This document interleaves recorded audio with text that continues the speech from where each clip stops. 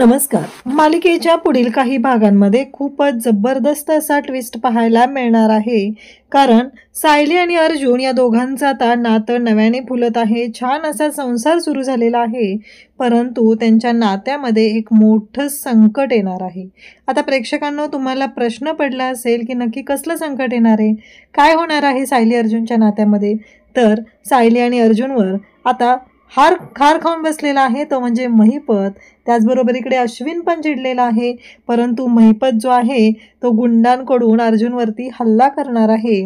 आणि महिपत ज्या पद्धतीने अर्जुनवरती हल्ला करणार आहे, तो हल्ला सायली कशा पद्धतीने परतवून लावणार आहे ते आपल्याला पाहायला मिळणार आहे. त्यासाठी हा व्हिडिओ शेवटपर्यंत पहा. त्याचबरोबर चॅनलवरती नवीन असाल तर चॅनलला सबस्क्राईब करा, व्हिडिओला लाईक करा. कारण सती सावित्री बनून सायली जी आहे ती अर्जुनच्या मदतीला धावून जाणार आहे. आणि त्याचबरोबर इकडे पाहायला मिळणार आहे की या सगळ्या गोष्टी ज्या पद्धतीने घडलेल्या आहेत त्या मात्र खूप भयानक अशा असणार आहेत. पण सायली अर्जुनचा जीव वाचवणार आहे आणि अर्जुन मात्र या सगळ्यातून बाहेर पडणार आहे आणि त्या महिपतला जन्माची अद्दल घडवणार आहे. तर यासाठी हा व्हिडिओ शेवटपर्यंत पहा. त्याचबरोबर चॅनलवरती नवीन असाल तर चॅनलला सबस्क्राईब करा, व्हिडिओला लाईक करा. तर इकडे जेव्हा अर्जुन आता सायलीला म्हणत असतो की बायको, केस आपण जिंकलोय ना, मग ह्या नवऱ्याला काय वेळ वगैरे देणार आहेस की नाही, मस्त एन्जॉय केलं पाहिजे. मधुभाऊंना आपण निर्दोष मुक्त केलेलं आहे, या सगळ्यातून त्यांना सोडवलेलं आहे. पण आपल्या बाबतीत मात्र आता काहीच घडत नाहीये, हे सगळं अर्जुन बोलत असतो. तेव्हा मात्र सायली म्हणत असते, हो अर्जुन सर, बरोबर आहे तुमचं, पण मला काय म्हणायचं आहे माहिती आहे का, या सगळ्या गोष्टीतून आपण सोडवलं, मान्य आहे मला सगळं, परंतु एक गोष्ट तुम्ही विसरताय का. अर्जुन म्हणत असतो, म्हणजे काय म्हणायचंय तुला, आता मी काय विसरतोय, असं अर्जुन तिला विचारतो. तेव्हा सायली म्हणते, घरातल्यांकडे पण वेळ देणं गरजेचं आहे ना, त्यांच्याही जेवणाचं बघितलं पाहिजे. अर्जुन मात्र सायलीला म्हणत असतो, अगं पण जेवणार नाहीये ना कोणी. तेव्हा सायली म्हणते, जेवणार कसं नाहीये कोणी, मी आहे ना, मी सगळ्यांना जीव घालणार आहे.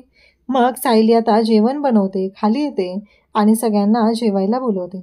सायलीने आता सर्वांना जेवायला बोलवलेलं असतं. सगळ्यांना अक्षरशः ती घेऊन आलेली असते. पूर्णाजीला तर स्वतःच्या हाताने ती घास भरवते. पूर्णाजीला म्हणत असते की हे घ्या पूर्णाजी, असं म्हणत तिने पूर्णाजीला तो घास भरवलेला असतो.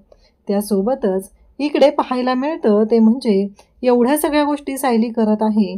पूर्णाजीचं तर मन आता सायलीच्या बाजूने आहे, सायलीच्या बाजूने पूर्णाजी विचार करत आहे.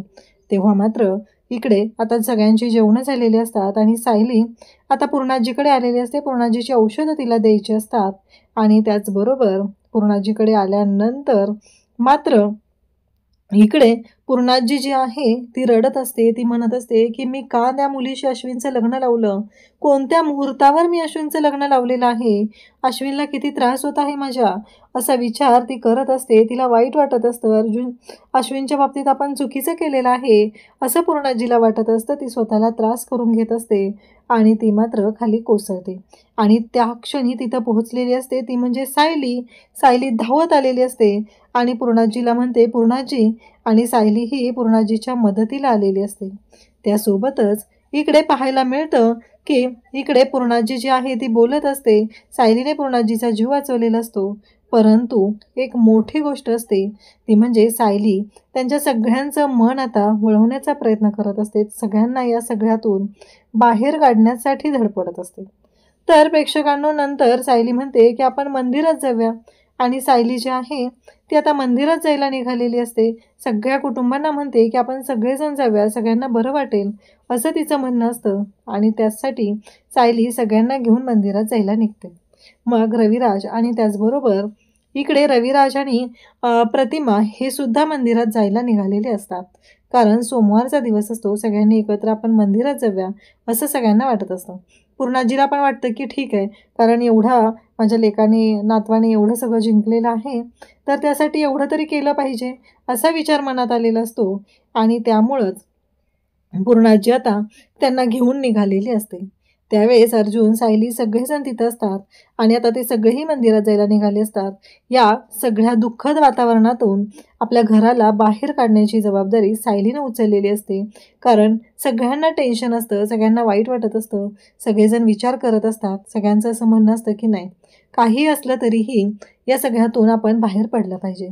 इकडे आता रविराजने तर सांगितलेलं असतं की या घरामध्ये त्या मुलीचं नाव सुद्धा घ्यायचं नाही. कारण मला ना शंकाच वाटत आहे की खरंच ती आपली मुलगी आहे का? त्याचबरोबर सायली मात्र सगळ्यांना म्हणत असते की आपण मंदिरात येताना ना प्रतिमात्या आणि रविराज सर यांच्याकडेही जाऊन येऊया. कारण ते पण डिस्टर्ब झालेले आहेत ना, त्यांचं काल काहीच आपलं बोलणं झालेलं नाही आहे. कारण सगळ्यांनाच तेवढा मोठा धक्का होता. या गोष्टीची कल्पना आम्हाला आधी होती. कारण हे सगळं जेव्हा तुमच्या सगळ्यांच्या समोर येईल, तेव्हा काय होणार आहे, तुमची मानसिकता काय असेल याचा विचार आम्ही करायचो. परंतु जे सत्य आहे ते तर पुढे येणं गरजेचंच होतं. इकडे आता प्रतिमा पण म्हणत असते की हो, त्या मुलीवर माझा अजिबात विश्वास नाही. त्या मुलीशी मला देणं घेणं नाही, असं प्रतिमाने स्पष्टपणे सांगितलेलं असतं. आणि प्रतिमा म्हणते की रविराज, तिला आता अटक झाली आहे किंवा ती काय करते याच्यासाठी आपण आपले दिवस बदलायची गरज नाही आहे. तर मला असं वाटतंय की आपण आपल्या पद्धतीने राहिलं पाहिजे. तिच्यावर आपलं कोणतंही आयुष्य अवलंबून नाही, अशा पद्धतीने प्रतिमा सांगत असते. प्रतिमा अचानक एवढी बोलते हे पाहून रविराजलाही धक्का बसलेला असतो. इकडे आता अश्विनच्या मनात तर राग तसाच असतो. अश्विन म्हणत असतो की नाही, काही झालं तरी मी तन्वीला सोडवून आणणार आहे. त्यानंतर पूर्णाजी पुन्हा तो व्हिडिओ पाहू लागते. कोर्टातला जो लाईव्ह प्रक्षेपण झालेलं होतं तो व्हिडिओ आता सगळीकडे मोबाईलवर फिरत असतो. कारण अर्जुनने केलेली जी बल्लेबाजी असते, जी बॅटिंग असते ती इतकी जबरदस्त असते की सगळेजण कौतुक करत असतात. अर्जुनला कितीतरी कौतुकाचे फोन येत असतात आणि अर्जुनचा स्टेटस आहे तो आता वाढलेला असतो. त्यामुळं आणखी 2-4 केसेस अर्जुनला मिळालेले असतात.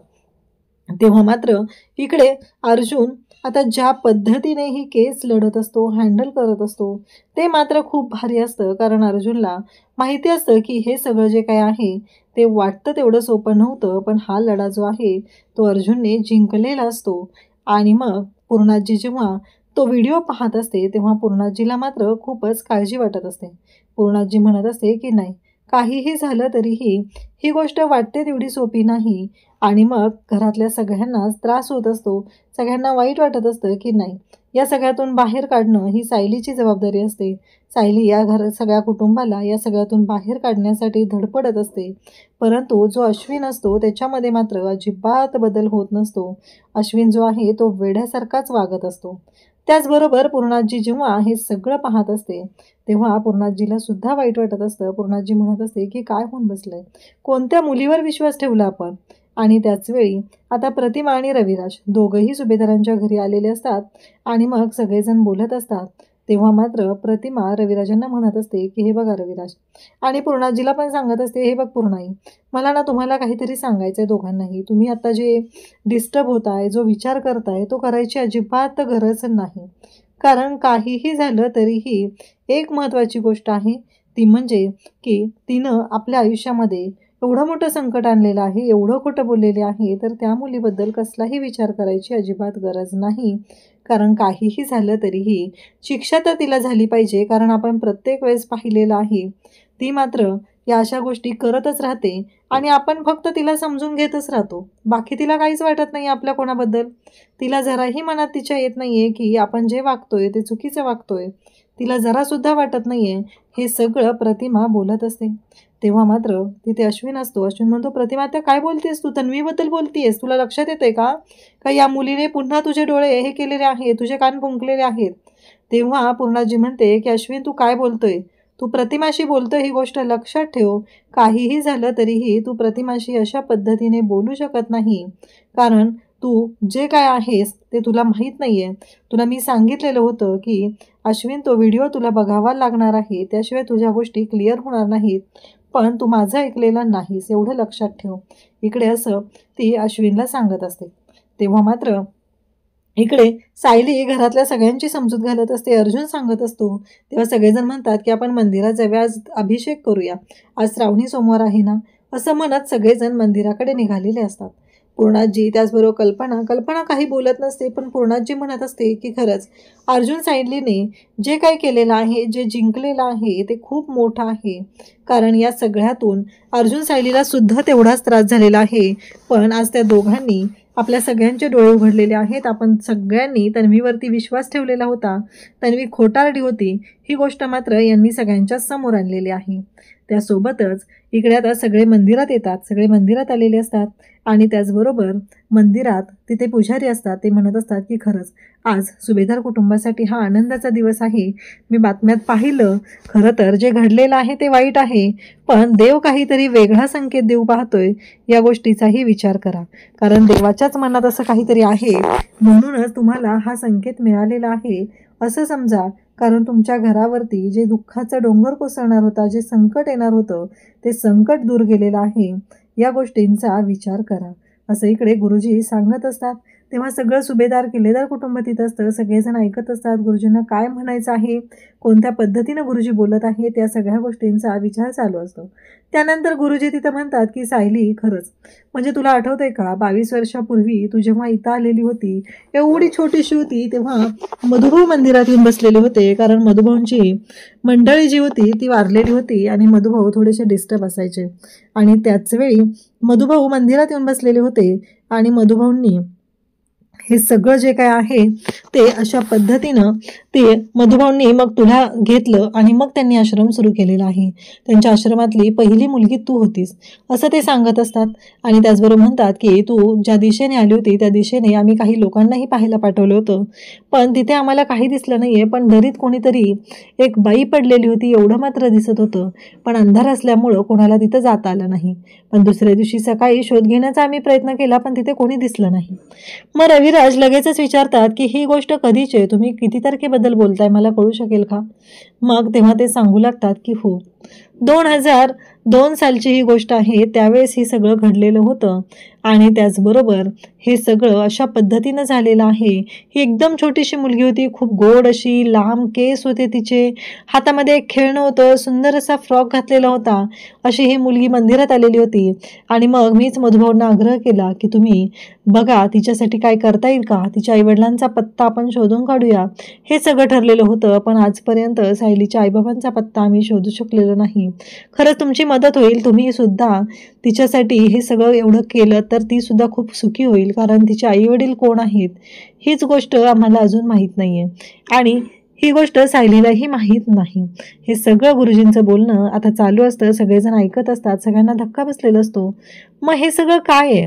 कारण आम्हाला तर असं सांगितलेलं होतं आणि त्याचबरोबर हे सगळं काय घडतंय? म्हणजे गुरुजींनी आम्हाला वेगळंच सांगितलेलं होतं, प्रत्यक्षात वेगळंच घडतंय. असं का होतंय? असे अनेक प्रश्न पडलेले असतात आणि त्या प्रश्नांची उत्तरं मात्र मिळत नसतात. आणि त्याचबरोबर इकडे प्रताप म्हणत असतो की पूर्णाजी, हे काहीतरी वेगळे संकट आहेत. मला असं का वाटतंय की या सगळ्यातून काहीतरी वेगळं घडणार आहे, असं इकडे प्रताप पूर्णाजीला सांगत असतो. तेव्हा पूर्णाजी म्हणत असते की हो बरोबर आहे, मलाही तसंच वाटत आहे. आणि मग सगळेजण घरी येतात. आता महिपत जो आहे तो पिसाळलेला असतो. महिपतला एकच पडलंय की आता अर्जुन सुभेदारला संपवायचं. कारण या अर्जुन सुभेदारने ही केस जिंकलेली आहे ना, तर त्याचा मी बँड वाजवणार एवढंच महिपतच्या डोक्यात सुरू असतं. आणि तेव्हा मात्र एका कागदावरती लिहिलेलं असतं की आता तुला सोडणार नाही. आणि त्या कागदावरती तिथेच त्यांनी लिहून पाठवलेलं असतं. तेव्हा सायली आणि अर्जुन म्हणत असतात की हे सगळं काय आहे? तेव्हा सायली म्हणते, हे बघा अर्जुन सर, मला नाही माहिती काय, पण हे सगळं कोणी केलंय हे आपल्याला शोधावं लागणार आहे, असं सायली अर्जुनला सांगत असते. परंतु त्या चिठ्ठीत लिहिलेलं असतं की आता तुझा नंबर आहे, तू जास्त उडत होतास ना, आता तुझा खेळ खल्लास आहे. अर्जुन मात्र थोडासा तिथे हादरतो, कारण आता अर्जुनला चिठ्ठी आलेली आहे, पण घरातलं दुसरं कोणाच्या नावाने चिठ्ठी आली तर खूप अवघड होईल अशी भीती अर्जुनच्या मनात असते. सायली आणि अर्जुन दोघंही ती चिठ्ठी वाचतात. सायलीला आता अर्जुनची काळजी वाटायला लागलेली असते. सायली म्हणत असते की नाही, नक्कीच काहीतरी वेगळं घडतंय, मला आता विचार करावाच लागणार आहे, असं सायलीच्या डोक्यात सुरू झालेलं असतं. आणि तेव्हा मात्र इकडे सायली म्हणते की अर्जुन सर, हे सगळं काय आहे? ही धमकी कशासाठी आली आहे? मला ना कळत नाही आहे, मला काही सुचत नाही आहे. तेव्हा अर्जुन म्हणतो की काळजी करू नकोस, काही काळजी करायची गरज नाही आहे. सगळ्या गोष्टी कशा आहेत ते आपल्याला माहिती आहे, त्यामुळं आपण या सगळ्यावरती मार्ग काढूया. परंतु सायलीला थोडी भीती वाटत असते. सायलीला वाटत असतं की नाही, या सगळ्यातून मार्ग काढणंही तेवढंच गरजेचं आहे, कारण या सगळ्या गोष्टी अशा पद्धतीनं होतील हा विचार सायलीने केलेला नव्हता. सायली थोडी हादरलेली असते, पण आता सायलीनं ठरवलेलं असतं की नाही, आता मी शांत राहणार नाही, जे कोणी या सगळ्याच्या मागे आहे त्याला मी शोधून काढणार आहे. हा विडा सायलीने उचललेला असतो. आणि मग सायली पाहते तर काय, अर्जुन हा ऑफिसला निघालेला असतो. सायली येते आणि म्हणते, अर्जुन सर कुठे निघाला तुम्ही? तेव्हा अर्जुन म्हणतो की अगं ऑफिसला जायचं आहे, मी ॲडव्होकेट आहे, तुला माहिती आहे ना, माझ्या कितीतरी केसेस पेंडिंग आहेत. माझ्याकडे काय एकच केस होती का सांग बरं फक्त मधुभाऊंची, म्हणून आपण ती केस संपली आणि आता काम बंद. अगं मला बाकीचे केसेस आहेत, बाकीचे क्लायंटही अटेंड करायचे आहेत. सायली म्हणते की पण बरोबर आहे, तुम्ही ॲडव्होकेट अर्जुन सुभेदार आहात, सगळं मला मान्य आहे, पण मला ना एक प्रश्न आहे. मी तुम्ही माझे आहोत आणि त्यामुळं हे सगळं जे काय आहे ना हे आपलं आहे, त्यामुळे आता मी सांगते ना अजिबात नाही जायचं. इकडे सायलीला धक्का बसलेला असतो की अर्जुनला धक्का बसलेला असतो की सायली असं का बोलते.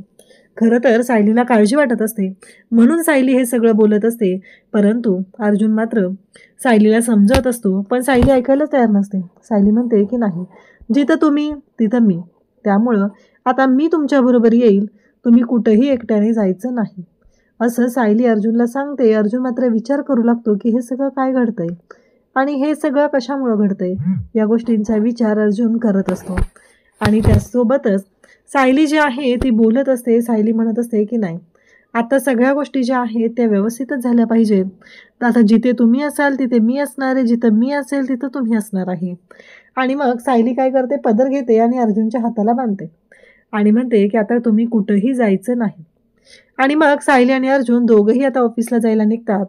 परंतु जेव्हा ते ऑफिसला जायला निघतात तेव्हा मात्र अर्जुन म्हणत असतो की सायली हे काय आहे. तेव्हा सायली म्हणते की हो, कारण अजून ही घरात कोणाला सांगितलेलं नसतं की अर्जुनला अशी धमकी आलेली आहे. सायलीनं फक्त एवढं सांगितलेलं असतं पूर्णाजीला की मी यांच्याबरोबर ऑफिसला जाते कारण त्यांना कामामध्ये गरज लागणार आहे माझी. तेव्हा पूर्णाजीनंही सांगितलेलं असतं की चालेल. आता पूर्णाजीनं तिथं होकार दिलाय त्यामुळं कल्पनाचा प्रश्न येत नसतो. त्याचबरोबर सायली मात्र आता अर्जुनसोबत निघालेली असते. त्याचबरोबर इकडे सायली आणि अर्जुन दोघंही निघालेले असतात, पण त्या क्षणी आता महिपतचे गुंड अर्जुनवर पाळत ठेवून असतात. ते महिपतला कॉल करतात आणि सांगू लागतात की हे बघा कसं आहे माहिती आहे का, आता तो निघालाय ना, त्याला तसंच फॉलो करायचं आणि सुनसान ठिकाणी तो पोहोचला की त्याला फोडायला सुरुवात करायची, असं सगळं सांगितलेलं असतं. त्याचबरोबर अर्जुन हे सगळं बोलत असतो. अर्जुन सायलीला म्हणत असतो की ठीक आहे. अर्जुनला भारी वाटत असतं. सायली पुढं चालत असते आणि सायलीच्या पदराला बांधलेला अर्जुन तिच्या मागे मागे येत असतो. दोघंही हसत असतात, पण आता महिपतची गुंड मात्र तयारीत असतात. अर्जुन आणि सायली दोघंही बाहेर जातात, गाडी काढतात आणि दोघंही निघायला लागलेले असतात. आणि त्या क्षणी अशी गाडी पुढं चाललेली असते, पण अर्जुनला जाणवत असतं कोणीतरी त्याचा पाठलाग करतंय आणि त्याने एक ठरवलेलं असतं की नाही, काही झालं तरीही आता मी सायलीला पुन्हा त्या अवस्थेत पाहू शकत नाही, कारण सायलीवरती खूप वेळा हल्ला झालेला आहे हे अर्जुनलाही माहिती असतं. आणि त्यामुळंच अर्जुन आणि सायली दोघंही आता निघालेले असतात आणि गाडीचा पाठलाग करणारा माणूस त्यांचा पाठलाग करत असतो.